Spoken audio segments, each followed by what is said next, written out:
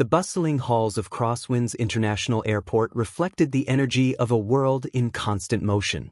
Travelers hurried past duty-free shops and coffee counters, pulling carry-ons and balancing phones, as the overhead speaker announced boarding calls in a crisp, automated tone.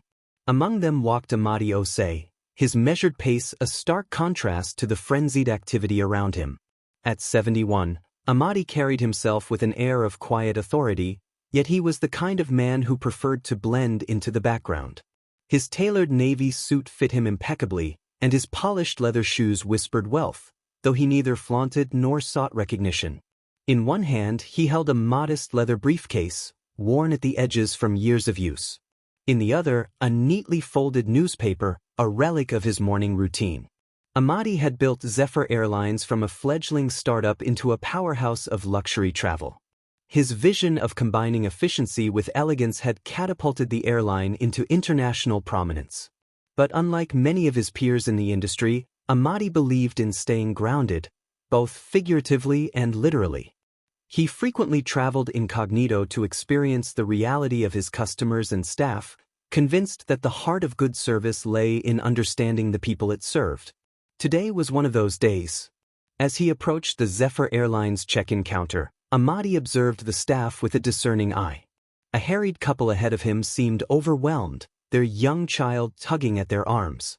The agent on duty smiled warmly, guiding them through the process with patience. Amadi noted the professionalism but also caught the fatigue in her eyes, a sign that her shift was likely nearing its end. When his turn came, he stepped forward with his boarding pass and identification. "Good morning," he greeted with a warm smile. The agent barely glanced at him before typing his details into the system. "First class to New York City," she confirmed, handing back his documents with practiced efficiency. "Thank you," Amadi replied, his voice steady. As he moved toward security, Amadi made a conscious decision to join the general line instead of using the priority lane reserved for first-class passengers. The choice drew a few puzzled looks from other travelers, but Amadi remained undeterred. This was where he found authenticity, the long lines, the impatient sighs, and the occasional act of kindness among strangers. When he finally reached his gate, the announcement for first-class boarding had just begun. Amadi stepped forward, handing his ticket to the gate agent, who waved him through without incident.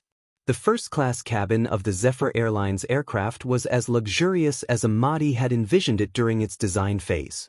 Plush leather seats with ample legroom, soft ambient lighting, and personalized service menus created an oasis of calm amidst the chaos of air travel. Amadi settled into his seat near the window, appreciating the quiet as other passengers filed in. He was just unfolding his newspaper when a sharp voice interrupted his thoughts. "Excuse me, sir." Amadi looked up to find a young flight attendant standing beside him. Her uniform was impeccable, and her hair was styled in a neat bun, but her expression was anything but welcoming. "Yes?" Amadi asked, his tone polite but firm. "Are you sure you're in the right seat?" she asked, her eyes narrowing as they darted toward his boarding pass. Amadi raised an eyebrow, his calm demeanor unshaken. "This is my seat," he replied, holding out the pass for her inspection. She took it and examined it carefully, her frown deepening. "This doesn't seem right. Did someone upgrade you at the counter?" "No," Amadi said simply. "I booked this seat myself." Her suspicion did not waver. Instead, she straightened as though preparing for an argument. "I'll need to double-check this with the purser." "Please do," Amadi said, leaning back in his seat. As she walked away, Amadi noticed the glances from nearby passengers. A middle-aged man a few rows back raised his phone, pretending to scroll but clearly recording. Others whispered among themselves, their curiosity piqued by the unfolding scene. Moments later, the flight attendant returned, this time with another crew member in tow. The second woman, older and exuding authority, approached Amadi with a softer demeanor. "Good afternoon, sir," she said, glancing at the boarding pass still in her colleague's hand. "Is there a problem here?" Before Amadi could respond, the younger attendant interjected, her tone defensive. "I'm just trying to confirm that he belongs in first class." There might have been a mix-up. The senior attendant's eyes flicked to the boarding pass, and then to Amadi. Recognition dawned almost instantly. Mr. Osei, she said, her voice barely above a whisper. It's an honor to have you aboard. The younger attendant's face drained of color. Mr. Osei? She repeated, her confusion giving way to dread. Yes, the senior attendant confirmed, turning to her subordinate. This is Amadi Osei, the owner of Zephyr Airlines. A wave of murmurs swept through the cabin. The man with the phone quickly lowered it, his expression sheepish. Amadi watched the younger attendant as she struggled to compose herself. I didn't realize, she stammered, her earlier confidence replaced by an almost palpable embarrassment. Amadi raised a hand, signaling for calm. There's no need for apologies, he said, his voice measured. But I would suggest treating every passenger with respect, regardless of their appearance or the seat they occupy. The words hung in the air, their weight undeniable. The younger attendant nodded, her eyes cast downward. The senior attendant quickly stepped in to diffuse the tension. We deeply appreciate your feedback, Mr. Osei. Please let us know if there's anything we can do to make your flight more comfortable. Amadi inclined his head, his composure unshaken.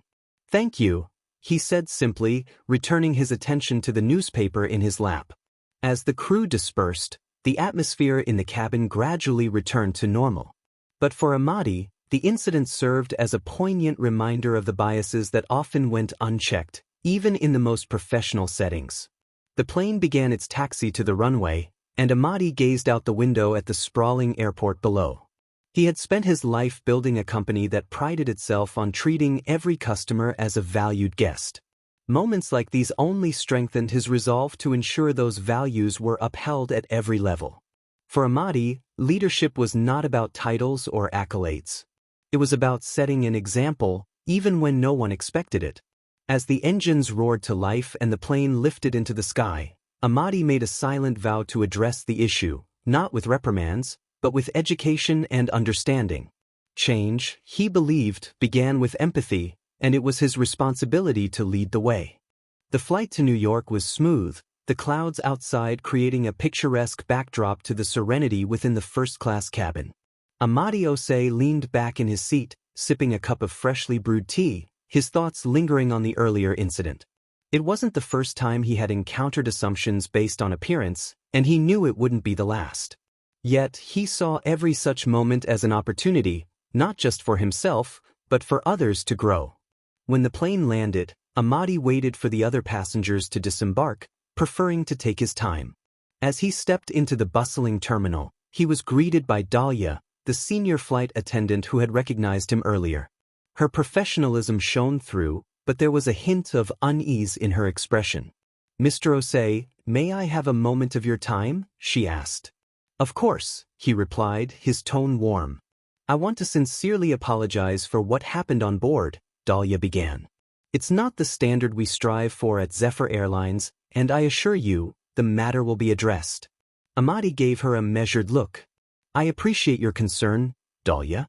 But rather than focus on blame, I believe this is a chance to improve. Mistakes are inevitable, but it's how we respond to them that defines us. Dahlia nodded, visibly relieved. I understand, sir. Thank you for your grace in handling the situation. Amadi smiled. You handled it well yourself. Please send the crew member who made the mistake to meet me in my office. Not for punishment, but for a conversation. A week later, at Zephyr Airlines headquarters, the young flight attendant, Miriam, nervously entered Amadi's office. It was an expansive space, filled with natural light and adorned with art from around the world, a reflection of the owner's love for diversity and culture. Amadi sat behind a minimalist desk, his demeanor calm and welcoming.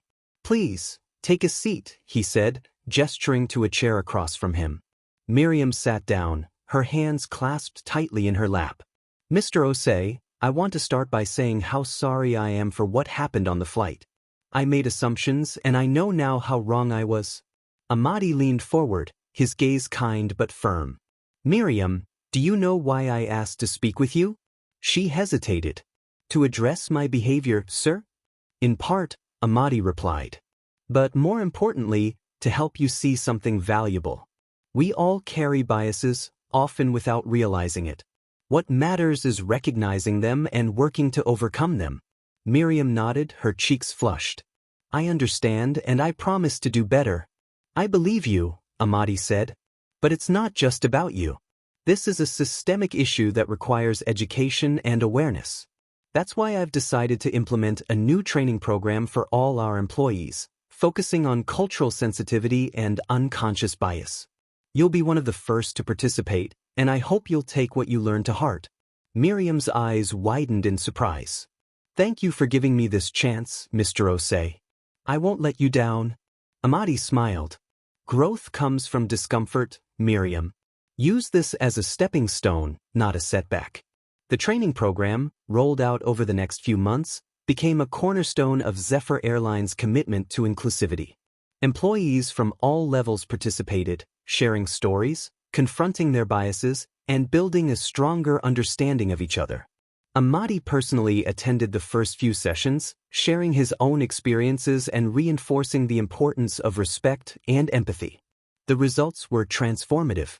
Staff morale improved, passengers noticed the difference, and the airline received accolades for its progressive approach to customer service. Months later, Miriam found herself on another flight, this time as the lead attendant. As she greeted passengers, her confidence was evident, her interactions warm and genuine. When an elderly man in modest clothing took a seat in first class, Miriam welcomed him without hesitation, offering assistance with his luggage and ensuring he felt valued. At the end of the flight, the man approached her with a smile. Young lady, your kindness made my journey so much better. Thank you. Miriam's heart swelled with pride. She had grown, thanks to a leader who saw potential in her rather than fault. Meanwhile, Amadi continued his quiet observations, flying anonymously and ensuring that Zephyr Airlines remained a symbol of excellence and humanity in the skies. For him, the journey was never about perfection, it was about progress. And in that pursuit, every step forward was a victory. Then,